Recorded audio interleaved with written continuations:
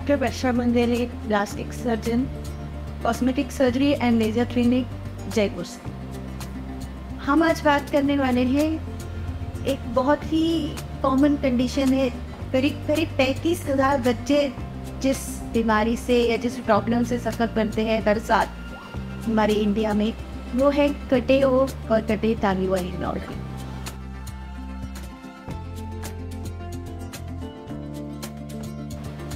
ये जो चीज़ है आप लोगों ने सबने काफ़ी सुना होगा। कम से कम 35,000 बच्चे, can you imagine the data, कितने बच्चे इससे सफ़र करते हैं, जो कि एक कंजेनाइटल प्रॉब्लम है। जब बच्चा माँ के पेट में बनता होता है तो 4 से 6 हफ्ते की उम्र में ही उसका ओठ टिश्यूज जो है बीच में बनते हैं, जबकि ओठ बनता है, या 6 से 9 हफ्ते के इसमें उसका तालू बनता है। जब ये दोनों आपस में जुड़ेंगे नहीं तो वो गैप रह जाएगी और ये प्रॉब्लम होएगी, जिसे हम कहते हैं क्लेफ्ट लिप, क्लेफ्ट पैलेट। बहुत तरह तरह की इसमें प्रेजेंटेशंस है। किसी का सिर्फ ओठ में छोटा सा एक इंडेंटेशन होता है, से लेके पूरा ओठ कटा होता है, पूरा तालू कटा होता है, या दोनों कटे होते हैं। तालू में भी एक हड्डी का पार्ट होता है और एक सॉफ्ट पैलेट होता है, दोनों में से कभी आधा या कभी पूरा। बहुत तरह वैरायटी ऑफ प्रेजेंटेशंस हम लोग इसमें देखते हैं। और बेसिकली इसमें प्रॉब्लम्स क्या होती है, बच्चा पैदा होता है तो वो एक वैक्यूम नहीं बना पाता है, जिससे वो माँ का दूध या बॉटल से भी दूध सक नहीं कर पाता है, उसे स्पून फीडिंग करनी पड़ती है।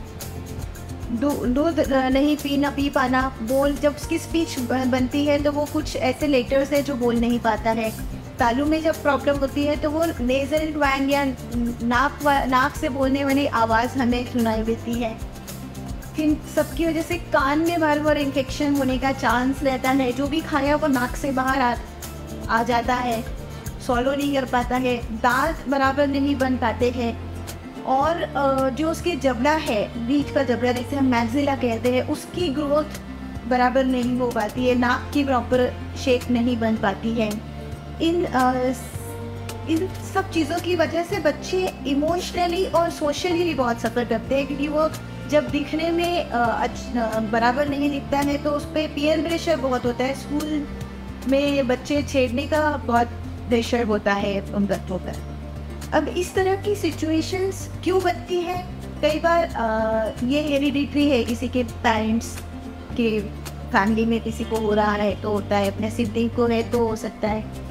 इसके अलावा कुछ एनवायरमेंटल फैक्टर्स हैं जिसकी वजह से हो सकता है। हम देखते हैं जैसे कुछ एक मेडिसिन है, जैसे एपिलेप्सी या मिर्गी की जो बीमारी है उसकी जो दवाई अगर माँ को चल रही हो, या पिंपल्स जो एक सिंपल पिंपल की ट्रीटमेंट है वो अगर प्रेगनेंसी के दौरान माँ को चल रही हो, या स्टीरॉइड्स हैं, या और भी आर्थराइटिस है या कैंसर है, इस तरह की बीमारियों की जो दवाइयाँ हैं वो अगर वो फर्स्ट ट्राइमेस्टर ऑफ प्रेगनेंसी में माँ ले रही है तो उसका साइड इफ़ेक्ट भी ये हो सकता है।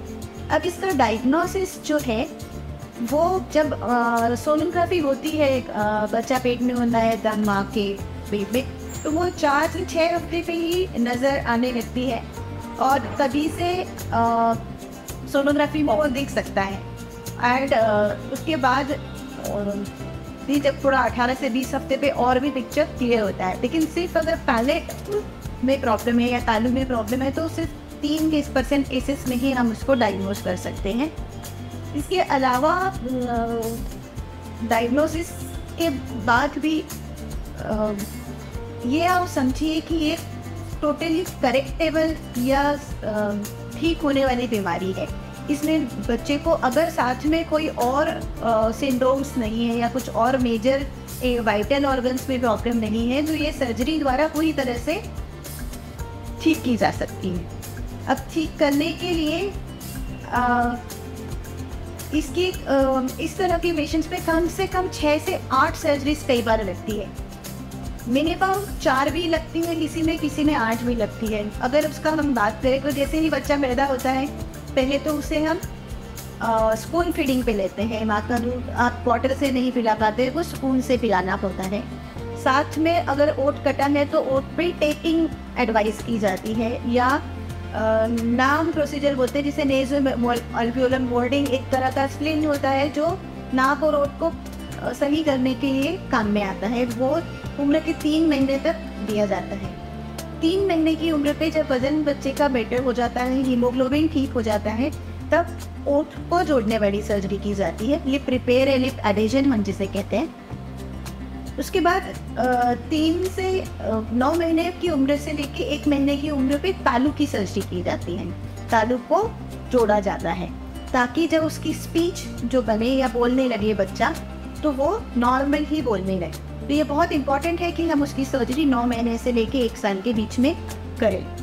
इसके बाद में 2-2.5 साल से लेके 5 साल की उम्र तक स्पीच थेरेपी, या अगर स्पीच में कुछ प्रॉब्लम है तो उसके तालु पर पीछे जो वेलोफेरेंजियल इनकॉम्पिटेंस हम उसे कहते हैं, कि स्पेस बहुत ज़्यादा है, तो उसे कम करने की सर्जरी की जा सकती है। 8 साल से 9 साल की उम्र के बीच में जहाँ पे तालु में हड्डी में डिफेक्ट है, उसमें बोन ग्राफ्टिंग की जाती है, जिसे हम अल्वियोलर बोन ग्राफ्टिंग कहते हैं। और साथ साथ में यहाँ पे डेंटिस्ट का इन्वॉल्वमेंट होता है, ताकि आपके जो मैक्सिला या ऊपर वाला जबड़ा है उसको अलाइन करने के लिए ऑर्थोडोंटिस्ट जो होते हैं उसे उनका साथ लिया जाता है, वो साथ में उसे आपको सही करके देते हैं। और बच्चों के डेंटिशन की प्रॉब्लम भी साथ साथ में सॉल्व करते रहते हैं। फाइनली जो सर्जरी होती है वो है 16 साल से 18 साल की उम्र में। 2 चीज़ें हैं, एक तो नाक का शेप को करेक्ट किया जाता है जिसे हम राइनोप्लास्टी कहते हैं। सेकेंडरी कैंसलिक नोज डिफॉर्मिटी जो रह जाती है उसका करेक्शन फाइनल सर्जरी तब होती है। और जो जबड़ा है ऊपर का वो कई बार कम बढ़ता है, पीछे रह जाता है, जिसकी वजह से दांत पे दांत सही नहीं बैठते हैं या फेस का स्ट्रक्चर सही नहीं होता है। कुछ और भी साथ में फंक्शनल प्रॉब्लम्स होती है। इसे सॉल्व करने के लिए जबड़े की सर्जरी की जाती है जिसे बोलते हैं ऑर्थोग्नेटिक सर्जरी। यहाँ पे दोनों जबड़े को आपस में जोड़ के या तो उन्हें आगे लेना है, पीछे लेना है, जो भी चीज़ करनी है वो एक प्लानिंग के साथ की जाती है। आजकल बहुत अच्छे से प्लानिंग होती है, जिसे हम अब सब लोग आर्टिफिशियल इंटेलिजेंस की बात करते हैं। तो यहाँ पे उसका बहुत बड़ा यूज़ है हमारे लिए। हम लोग वर्चुअल प्लानिंग करते हैं CT स्कैन के साथ, और उसके बाद फाइनली हमें उस फेस को कैसा शेप देना है, उन जबड़ों को कैसे बनाना है, ये चीज़ की जाती है। अब जब मैंने आपको इतनी चीज़ें बताई तो आप समझ ही गए होंगे कि इस तरह के बच्चे में एक डॉक्टर का काम नहीं है ट्रीट करना। वहाँ पे बहुत बड़ी टीम की ज़रूरत है, जिसमें सर्जरीज़ के लिए मैं कह सकती हूँ कि प्लास्टिक सर्जन इन्वॉल्व हो सकते हैं। इसके अलावा बचपन से पीडियाट्रिशियन है, दांत के ऑर्थोडोंटिस्ट है, दांत के डॉक्टर, स्पीच थेरेपिस्ट हैं, फिजियोथेरेपिस्ट है, और भी कई लोग इन्वॉल्व हो सकते हैं। अगर आपको इस तरह के या आपके आसपास किसी को इस तरह की शिकायत है और कुछ आपको ओपिनियन का ज़रूरत है, तो आप नीचे दिए गए नंबर पे कॉल कर सकते हैं। Thank you.